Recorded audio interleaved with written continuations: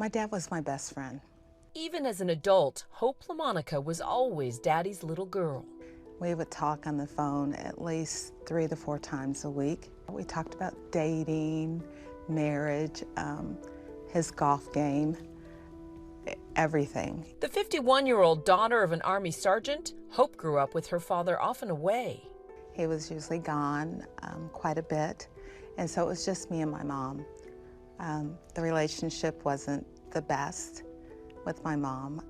But you managed to build a beautiful family on your own?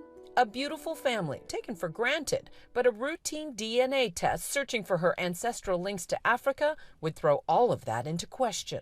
And so you're excited to see, sort of where your heritage is from? Right. And then as you're looking on the next page, it says, see who you match up with. And what did you find?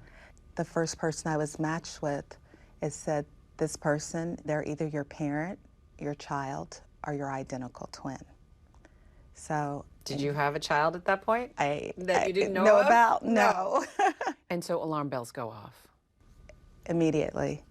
I think I immediately start shaking and my heart was pounding.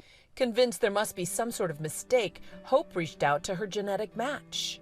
I sent a message to them through Ancestry, and I said, I just got these results and I don't understand what they mean. I finally said to him, my dad's name was Wheeler and my mom's name was Lillian, and I was born in Albuquerque.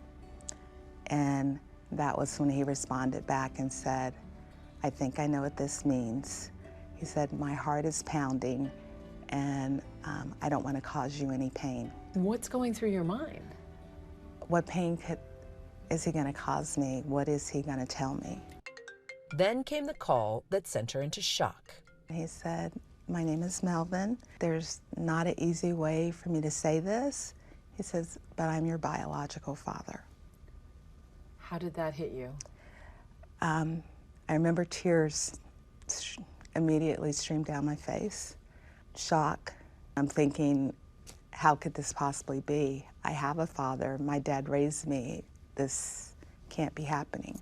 Melvin told her that while the dad who raised her had been stationed abroad, he'd had a brief affair with her mother, not knowing she was married. Hope's mom later told Melvin she'd become pregnant, but then took the secret to her grave. I went through stages where I didn't know whether to be angry or upset because of the denial and the secret that had been kept. In her despair, Hope turned to social media to see if there were others like her.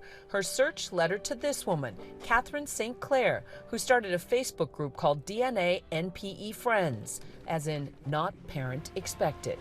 St. Clair, too, discovered stunning results after she received a DNA test as a birthday present from her 4 siblings. When I came to the realization that my brother and I were half siblings, I looked up and the ceiling tiles above my desk started swirling, like an LSD trip. Within weeks, she created this discreet, invitation-only Facebook group. We said, maybe we could find 4 or 5 people that we could talk to, and we set a lofty goal that wouldn't it be wonderful if we could get as many as 12. It's since ballooned to over 2,200. For NPE members, the group has been a lifeline. To us, these people are coming to us with a raw, open wound, and there's nobody to administer medical help to that wound, if you will. Do you ever encounter those moments where people think, well, maybe, we should just let sleeping dogs lie? Oh, sure. We hear that all the time. And we're ridiculed. We're ridiculed a lot because the attitude is, you shouldn't be talking about this. Why air the dirty laundry? Exactly. But that's calling me dirty laundry, and I'm not dirty laundry. I'm a human being. I'm not a secret. I'm a person. For Hope, it was time to confront her new reality. The father who raised her confessed he'd always known her mother's secret, but agreed to raise Hope as his own. I remember him looking at me and apologizing. And he just said, I'm sorry. Can you forgive me?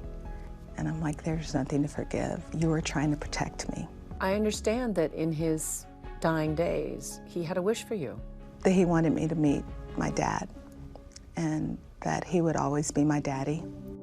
Hope still needed one more blessing before she could track down that voice on the other end of the phone, her daughter's. I felt like I didn't want to open Pandora's box. We didn't know, what other secrets there were, or this was going to end up really bad. I think once my grandfather passed away, though, is when I became a little more open to it. After weeks of long conversations, Hope's biological father, Melvin, traveled from Georgia to Colorado to meet face to face. They came to the door, and him and his wife, and immediately he embraced me, and we just held each other. What did that hug feel like? Completeness. Yes, I had my daddy who raised me, but this was the other part of me. I have a happy story, but there's so many people in our group that don't. They will contact their biological father or their siblings, and they don't believe them. And they say the test isn't true, this is a secret.